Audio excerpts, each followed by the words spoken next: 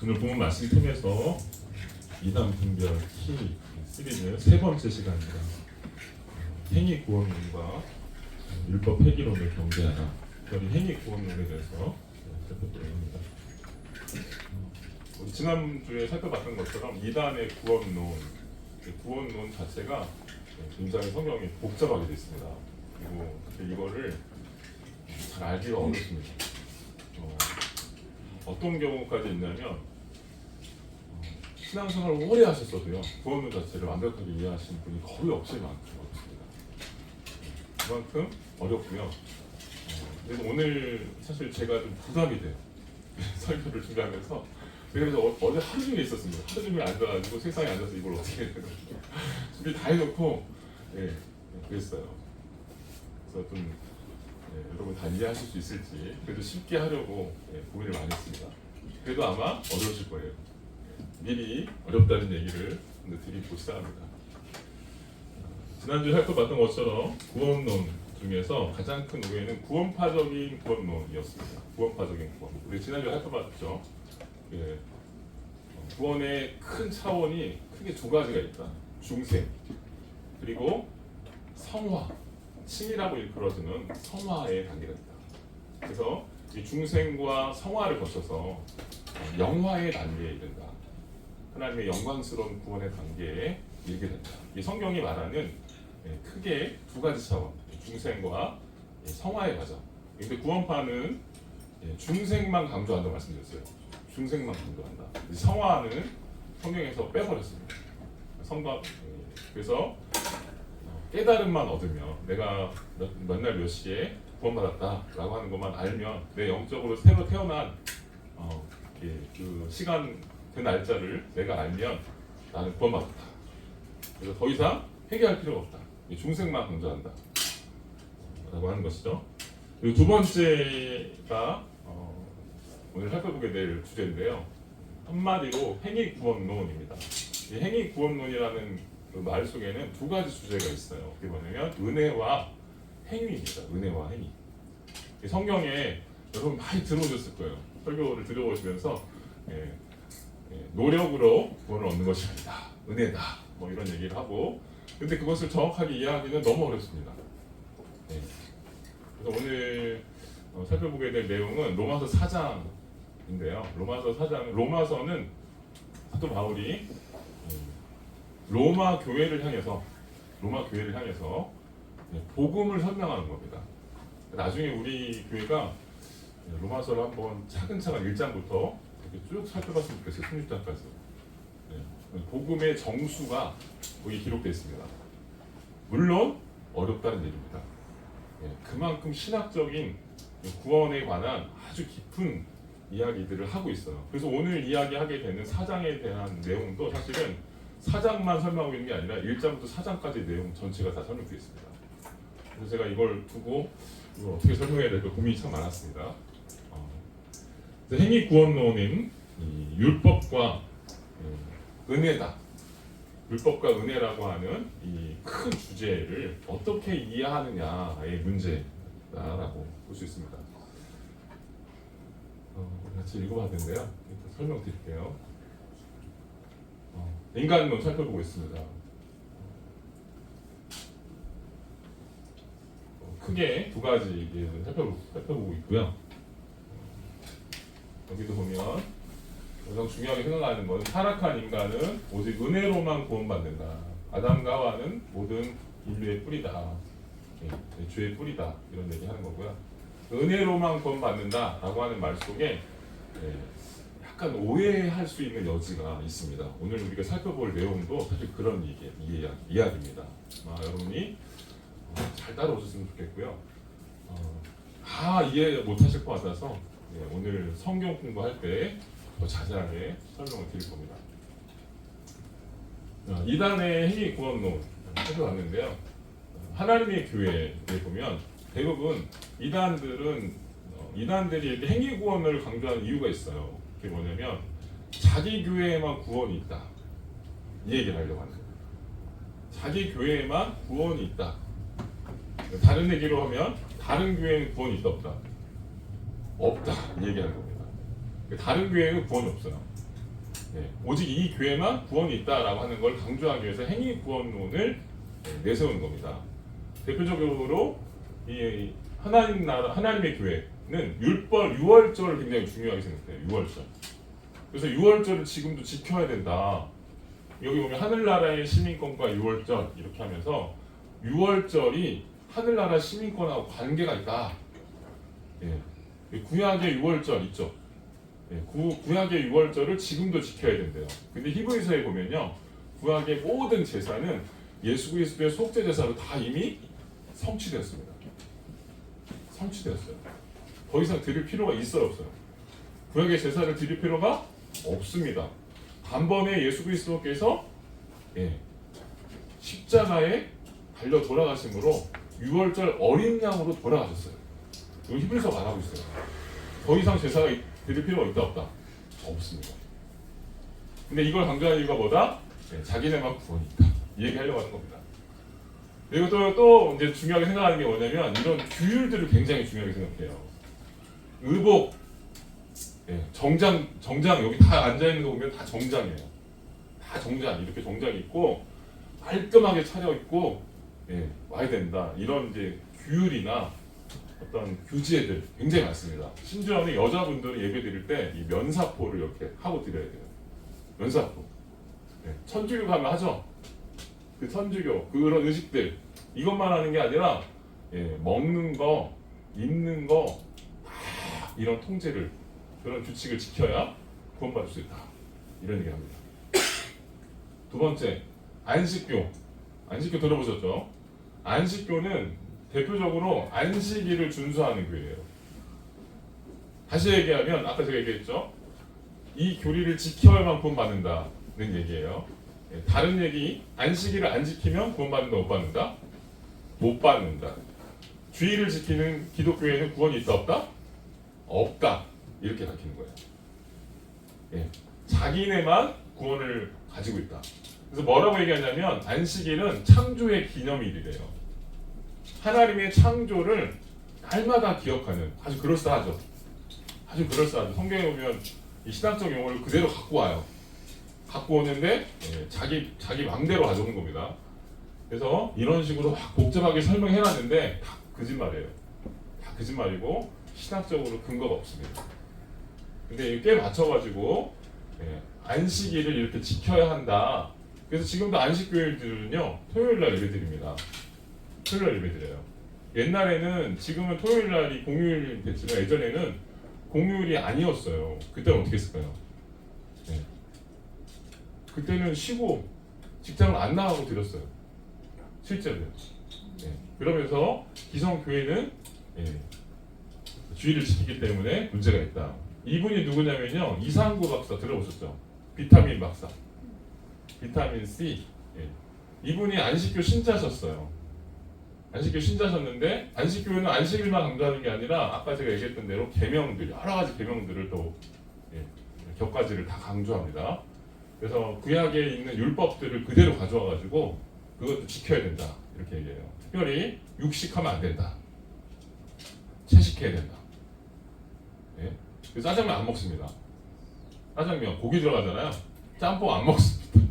오징어, 이게 뼈가 없는 식물 이런 거 안 먹습니다. 안 먹습니다. 그래서 건강을 강조해요. 근데 이런 분들이 많이 있어요.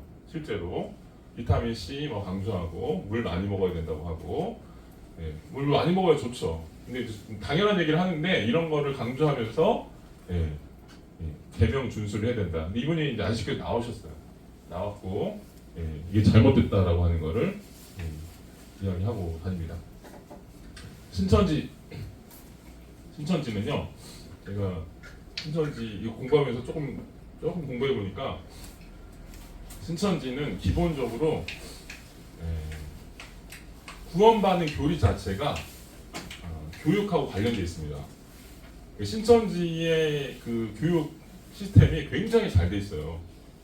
한 6개월은 들어야 신천지다라고 하는 걸 조금 이해할 수 있고요. 그리고 6개월 이상 들어보면 이제 그 위로 한 몇 년을 들어야 돼요. 근데 그 몇 년을 듣고 나면 이 수료식을 합니다. 수료식. 이 교육 수료식이에요. 근데 이렇게 12지파에서 각 모여가지고 10만 명이 이 수료식을 하는 거잖아요. 이렇게 수료식 같은 걸 합니다. 이 수료식이 왜 중요하냐면 이 수료식을 해야 교인증이 나옵니다. 교인증. 그 사람들은요, 이 사원증 있죠. 이 사원증 회사 요즘 이제 사원증 목걸이를 이렇게 달고 다니잖아요. 그런 사원증 같은 게 있어요. 그래서 교회에 출입할 때 이걸 찍고 아무나 못 들어갑니다. 비밀리에 다 통제하고요. 그 증이 있어야만 들어갈 수 있어요. 근데 이 증이 뭐냐면 이 사람들이 그렇게 믿어요. 이만희가 이긴 자의 표시로, 그러니까 새하늘과 새 땅에 들어갈 수 있는 영주권의 표시로 이걸 시민권을 준 거다. 일종의 시민권이다 이렇게 생각하는 거예요. 그래서 이 증을 받아 이 수료식을 해야만 이 증이 나옵니다. 그리고 또 하나 이 수료식을 하고 나서 반드시 2명 이상 전도해야 돼요. 2명에서 전도 안 하면 증이 안 나옵니다. 증이 안 나옵니다. 그래서 이 사람들이 굉장히 공격적으로 전도를 합니다. 공격적으로 전도하죠. 거짓말 해가면서 사기쳐가면서 전도합니다. 요즘은 어떻게 전도하냐고 이렇게 보니까 유튜브를 찾아보니까 여러분 당근 있죠, 당근에 모임 있잖아요. 뭐 같이 배드민턴 쳐요, 같이 등산해요. 이런 걸로 소개합니다. 조심하셔야 돼요. 거짓말 해가지고 전도합니다. 2명 데리고 가야 돼요. 그래야 사원증이 시민증이 나옵니다. 그리고 이 사람들이 신천지에 대해서 제가 좀 보니까 여러분 신천지 혹시 나중에 어떤 사람이 와가지고 얘기할 때 이 사람이 신천지인가 아닌가 이렇게 생각할 때 딱 이것만 기억하시면 돼요. 배도 멸망 구원. 배도 멸망 구원이라는 말을 항상 달고 다닙니다. 배도 멸망 구원. 그래서 이걸 다 알 필요는 없어요. 배도자가 있고 멸망자가 있고 구원자가 있다. 근데 구원자는 이만이다. 이런 얘기예요. 요한계시록의 가장 좋은 이야기는 다 갖다 붙여가지고 이만희가 구원자다, 이긴 자다, 그다음에 감람나무다, 뭐 이런 이야기를 다 갖다 붙여가지고 이만희가 다 구원자다 이런 얘기를 합니다. 그래서 배도 멸망 구원에 대한 이야기가 나온다, 누가 얘기한다 옆에서, 그러면 신천지입니다. 아예 딱 듣지 마세요. 행위구원론 중에 구원파는 지난번 얘기한 대로 중생 강조하고요. 그리고 율법을 폐기합니다. 더 이상 성화는 없다. 성화하지 않아도 한 번 구원은 영원한 구원이라고 얘기합니다. 율법 폐기주의라고 얘기합니다. 오늘 이거에 대해서 이제 설명드릴 건데 일단 어렵다고 말씀드렸어요. 구원론과 관련한 가장 어떤 신학적인 정수가 들어가 있는 책이 로마서입니다. 로마서는 그래서 어렵습니다. 그리고 오늘 다 설명을 못 드리겠지만 그래도 이걸 한번 이해하시면 좋겠다 생각이 드는데요. 크게 로마서 우리가 지금 3장 맨 마지막 절 읽으셨거든요. 여기. 근데 로마서 1장부터 차례대로 되어 있습니다. 쭉 이렇게 논리를 펴가고 있는데요. 그게 뭐냐면 1장 18절부터 3장 20절까지 이 주제를 얘기하고 있어요. 율법으로는 구원을 얻을 수 없다 이렇게 얘기하고 있어요. 율법으로는 구원을 얻을 수 없다. 행위 구원론에 대해서 성경은 단호한 입장입니다. 행위로 구원을 잃을 수 없다? 있다 없다? 없다. 이것만 기억하시면 돼요. 제가 조금 더 설명드릴 건데요. 행위로는 인간이 구원을 도달할 수 없다고 성경은 딱 못 받고 있어요. 왜 그런지 설명드릴게요.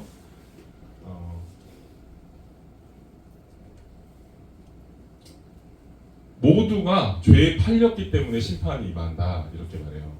그래서 왜 이렇게 행위로 구원을 얻을 수 없는지에 대해서 쭉 1장부터 3장까지 설명하는데 그 중에 중요한 게 죄 개념이고요. 죄와 심판입니다.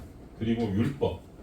죄, 심판, 율법에 대해서 세 가지 주제를 차례대로 설명하면서 이 율법이 왜 율법으로 인간이 구원을 얻을 수 없는가에 대해서 말하고 있습니다. 그 다음 또 하나. 이게 중요한 게 뭐냐면 여기까지는 어느 정도 이해합니다. 근데 이 다음을 잘 이해 못하세요. 그게 뭐냐면 21절에 나오는 내용입니다. 그러니까 모두가 20절에 결론이 3장 1장 18절부터 3장 20절까지의 결론이 3장 20절에 딱 쓰여 있어요. 뭐라고 써 있냐면 모두가 죄에 팔렸기 때문에 심판이 임한다 이렇게 말하면서 21절에 뭐라고 하냐면 새로운 의가 나타났다 이렇게 돼요. 율법 말고 율법 외에 새로운 의가 나타났다 이렇게 말하면서 은혜 구원론에 대해서 얘기합니다. 그래서 3장 21절부터 이렇게 쭉 성경 읽어보시면 이따 한번 성경 공부할 때 자세히 읽어볼 거예요. 거기 보면 뭐라고 써 있냐면 다 믿음으로 은혜로 이런 표현들이 막 나와요. 그러면서 새로운 시대가 열렸다. 은혜 구원의 시대가 열렸다 이렇게 얘기합니다. 하나님의 의, 믿음으로 예수 안에 있는 구속으로 은혜로 이런 표현들이 다 뭐냐면 믿음으로 의를 이루는 믿음으로 구원을 주시는 새로운 시대가 열렸다 이렇게 말해요. 성경이 말하는 구원은 인간의 구원은 믿음으로 얻는 구원입니다. 은혜로 얻는 구원입니다. 이해되시죠? 네. 몇 가지만 이해하셔도 굉장히 잘하신 겁니다. 네. 이걸 성경이 뭐라고 하냐면 이신칭이라고 해요. 이신칭이. 네. 신학적 용어로 믿음으로써 구원 얻는다. 이신칭이라고 말합니다. 그런데 이제 31절 이게 중요합니다. 20절부터 30절까지 쭉 사도 바울이 이신칭에 대해 설명합니다.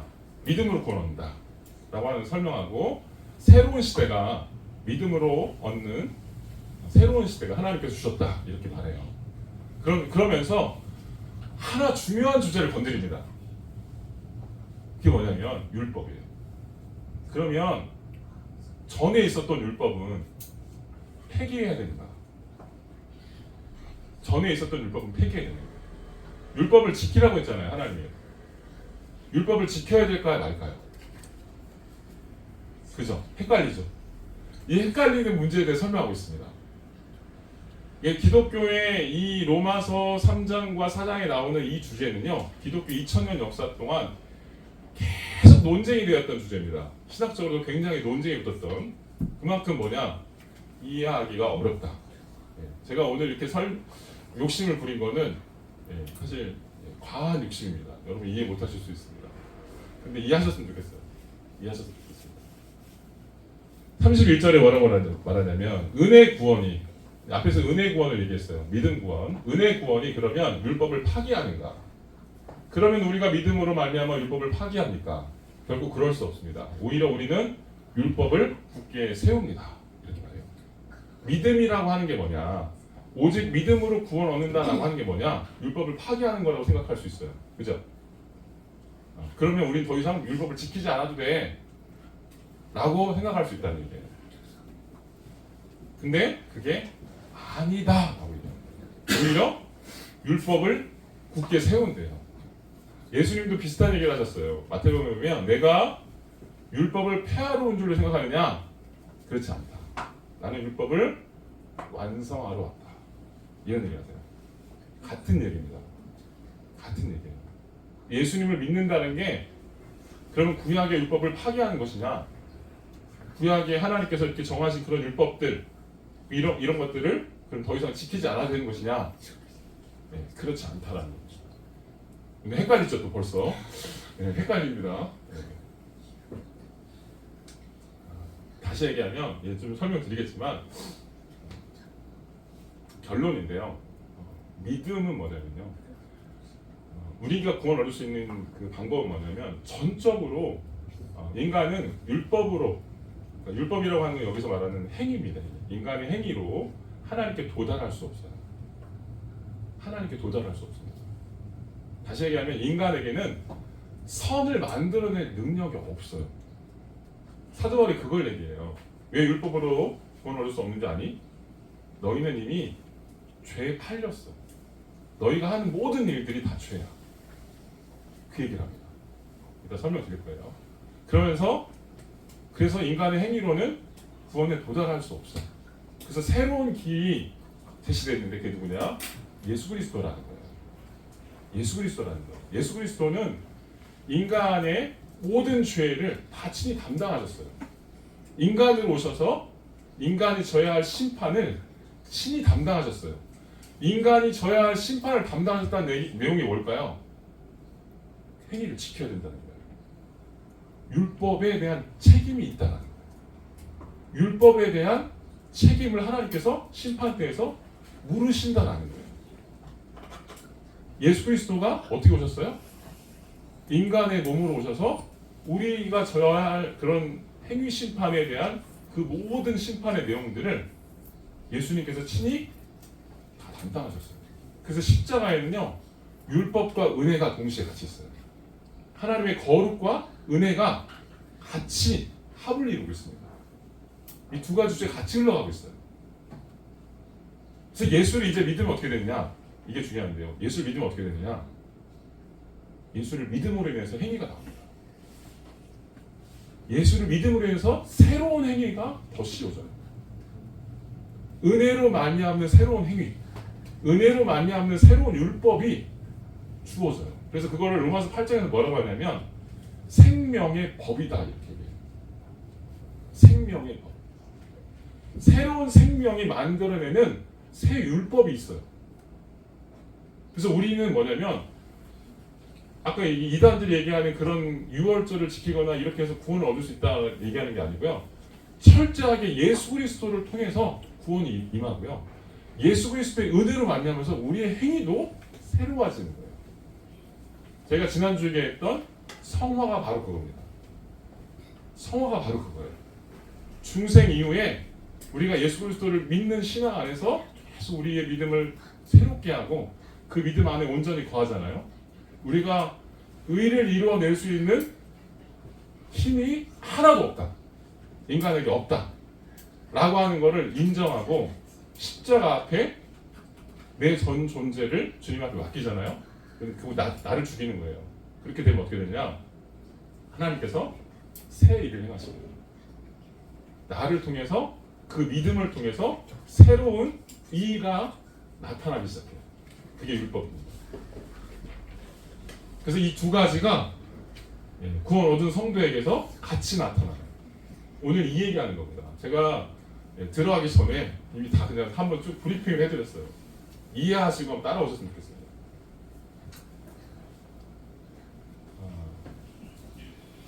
벌써 복잡하죠? 벌써 복잡하죠? 네. 이게 3장에 쓰여 있는 내용입니다. 3장에 보면 율법으로는 구원을 얻을 수 없다. 율법으로는 구원을 얻었다. 이 말이 무슨 뜻이냐면요. 한마디로 이겁니다. 인간은 스스로 구원을 만들어낼 수 있다 없다? 없다. 이 얘기하는 겁니다. 인간은 구원을 만들어낼 수 있는 능력이 없다. 이 얘기하는 겁니다.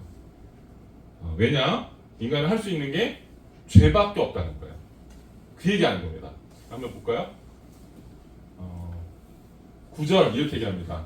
유대인이나 헬라인이나 다 죄 아래 있다. 죄 아래 있다라는 얘기가 무슨 얘기냐면 선을 만들 능력이 없다는 거예요. 죄 아래 있다. 10절에 10절부터 18절까지는 구약을 인용한 거예요. 사도 바울이 구약을 가져와서 설명한 겁니다. 뭐라고 했냐면 기록되기를 구약에 써있기를 의인은 없으니 하나도 없다. 의인이 있다 없다? 구원에 도달할 수 있는 사람이 있다 없다? 없다. 선을 행하는 자가 있다 없다? 없다. 인간은 성경이 말하는 인간은요 선을 만들어낼 수 있는 능력이 없습니다. 없습니다. 죄에게 팔렸습니다. 사망의 지배를 받고 있어요. 이 얘기하는 겁니다. 그래서 죄, 그 다음에 심판 이런 얘기를 해요. 그래서 죄 때문에 인간이 하는 모든 행위가 다 어디로 귀결되는지 아세요? 다 심판으로 귀결돼요. 왜요? 하나님께 도달할 수 없다니까요. 그러니까 다 심판에 이르는 거죠. 그래서 여기 이 모든 사람들은 다 성경이 말하는 구약이 말하는 다 악인들입니다. 악인 목록이에요. 악인 목록. 이 악인 목록을 가지고 설명하면서 의인은 없다. 딱 못을 받고 있어요. 그래서 19절에 사도 바울이 딱 설명합니다. 율법을 말하는 것. 율법이 말하는 것은 율법 아래에 있는 자들에게 말하는 것이다. 율법 아래에 있는 자들에게. 근데 그게 뭐냐? 모든 입을 다물게 한다. 모든 입을 다물게 한대요. 이게 무슨 뜻이냐면 구원에 대해서 입을 못 열게 만드는 거예요.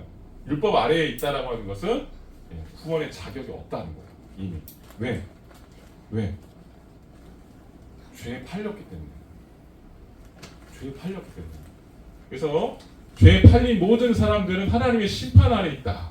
이런 얘기를 합니다. 그래서 율법의 행위로는 20절이 결론입니다. 율법의 행위로는 하나님 앞에서 의롭다는 인정을 받을 수 있는 육체가 한 사람도 없습니다. 율법을 행하려 하는 마음이 있어도요, 그게 불가능합니다. 그리고 율법으로는 그냥 죄를 깨달을 뿐입니다. 죄에 대한 한계를 끊임없이 발견하게 됩니다.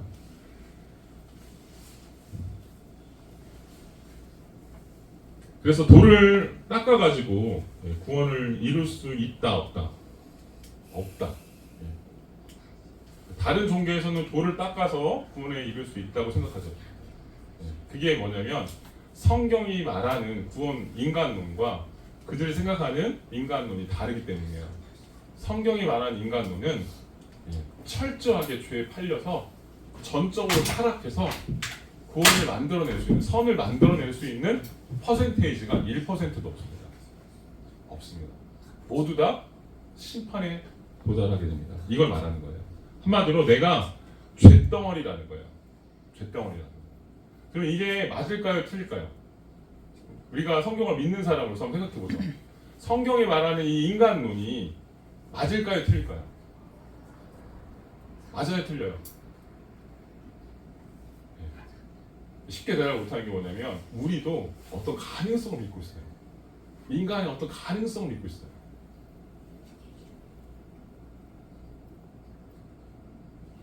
인간은 이렇게 전적으로 타락한 존재라고 하는 것입니다. 그래서 행위를 통해서 구원을 만들 수 있다라고 하는 그런 행위율법주의는 사실 인간의 가능성을 믿고 있는 거예요. 인간의 가능성.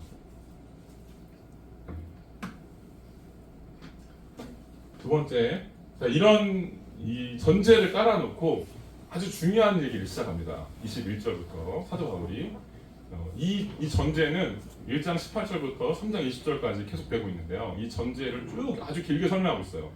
설명하면서 결국은 3장 21절을 설명하기 위한 겁니다. 그게 뭐냐면 21절 같이 읽어보겠습니다. 시작. 그러나 이제는 율법과 별개로 하나님의 의가 나타났습니다. 이것은 율법과 예언자들이 증거한 것입니다. 네. 21절에 새로운 전환을 하고 있습니다. 그러나 이제는 새로운 의가 나타났습니다. 새로운 시대가 열렸다는 거예요. 하나님께서 이런 인간들을 향해서 새로운 역사를 시작하셨다는 거예요. 놀라운 이야기입니다. 이 구원의 사건은요, 하나님께서 인간을 향한, 인간 역사를 향한 위대한 계획이에요. 그래서 이 21절에 말하는 그러나 이제는, 이 표현이 굉장히 중요합니다. 이 성경의 구원은 여기서부터 시작해요. 그러나 이제는 하나님의 의가 나타났습니다. 이것은 율법과 예언자들이 증거한 것입니다. 구약에서 이미 다 모형적으로 다 이야기했던 것들이에요. 율법의 내용들이 누구를 가리키냐면 다 예수 그리스도 가리킵니다. 예수 그리스도가 십자가에서 드려진 유월절 어린 양의 영원한 속죄를 이야기하십니다. 그러면서 예수 그리스도, 하나님의 의는 예수 그리스도를 믿는 믿음으로 인해 모든 사람에게 이제 주어진다. 믿음으로 주어지는 새로운 시대가 임한다. 이렇게 말합니다. 그러면서 23절 다시 설명합니다. 23절은 1장 18절부터 3장 20절에 있는 내용을 한 단어로, 한 센텐스로 축약한 겁니다. 뭐라고 하냐? 읽어보죠. 시작. 모든 사람이 죄를 지었으므로 하나님의 영광에 이르지 못한다. 인간론이에요. 성경이 말한 인간론. 모든 사람이 죄를 지었으므로 하나님의 영광에 이르지 못합니다. 영광에 이르지 못하기 때문에 율법을 줬어도 율법을 제대로 활용할 수 있어 없어요? 없어요. 그걸 말하는 겁니다.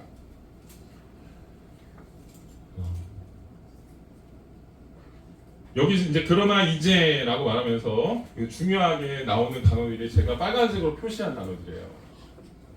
여기 이제 이런 새로운 단어들이 나와요.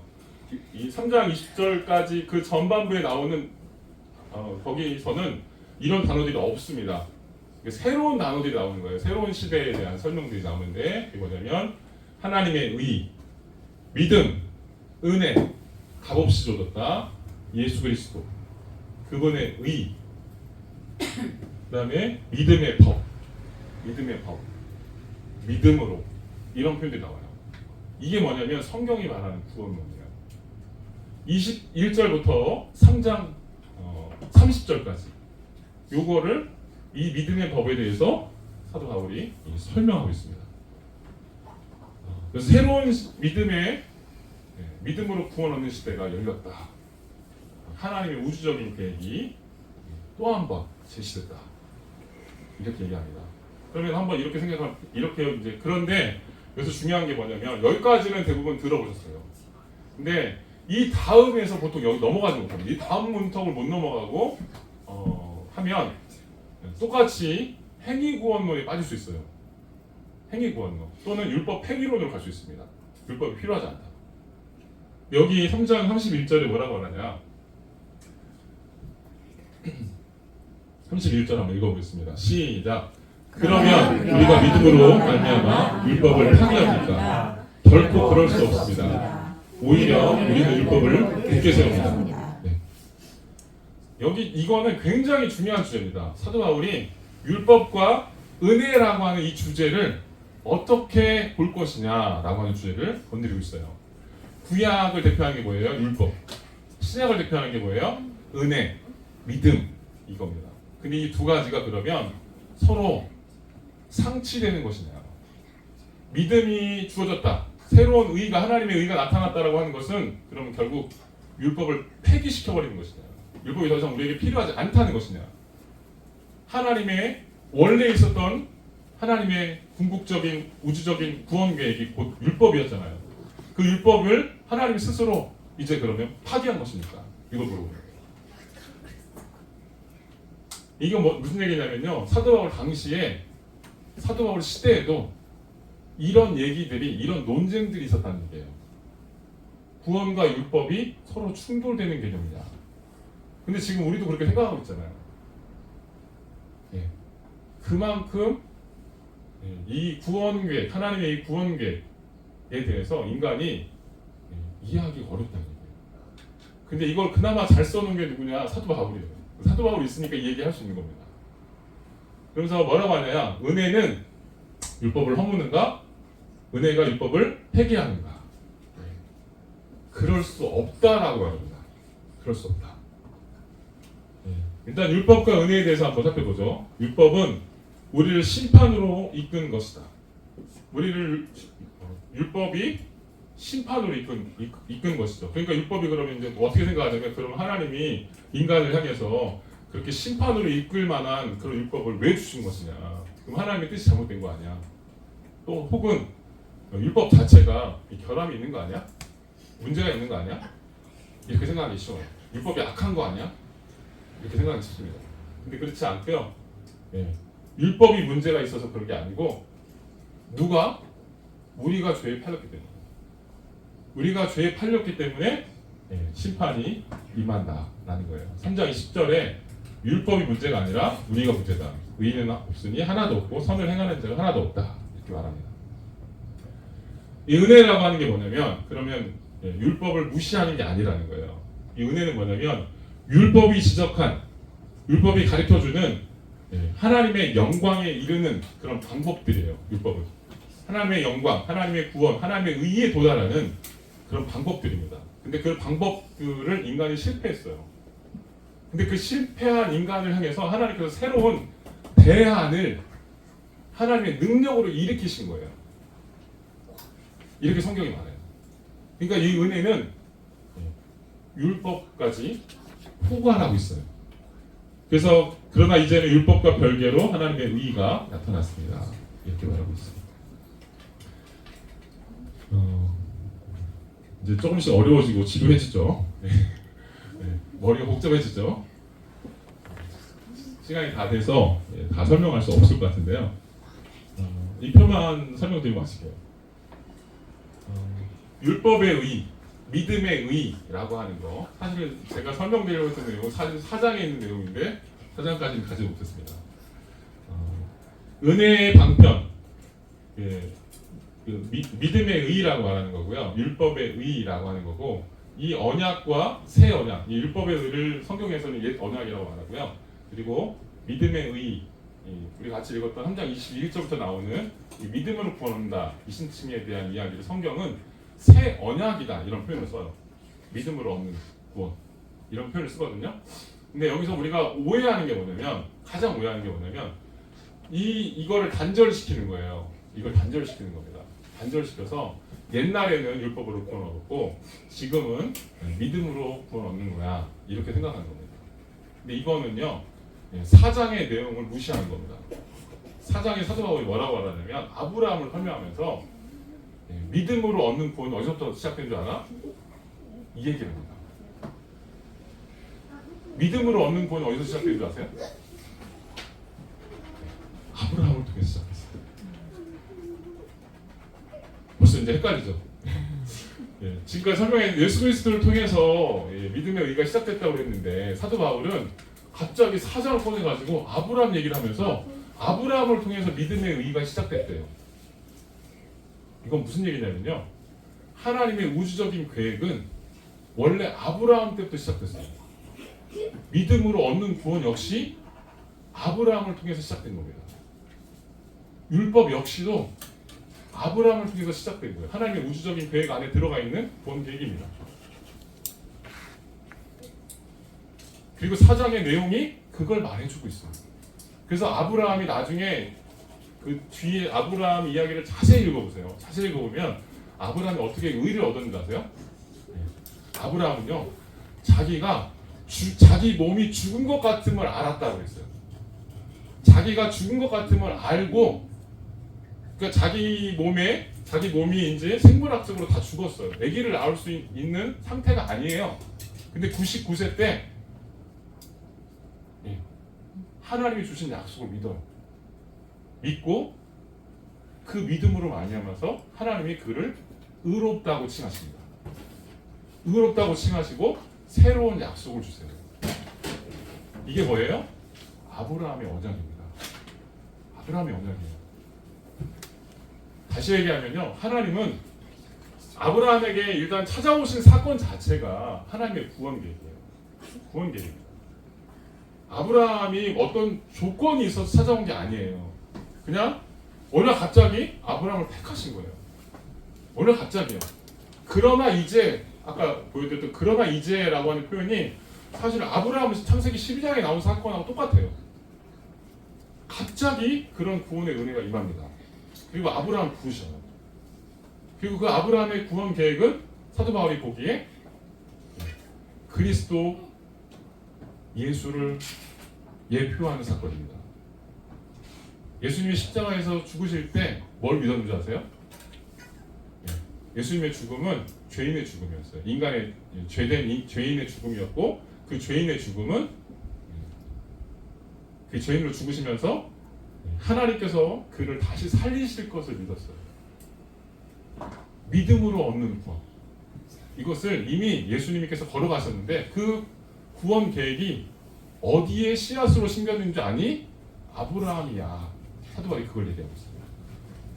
그리고 그렇게 함을 통해서 아브라함이 이제 비로소 어떻게 되는지 아세요?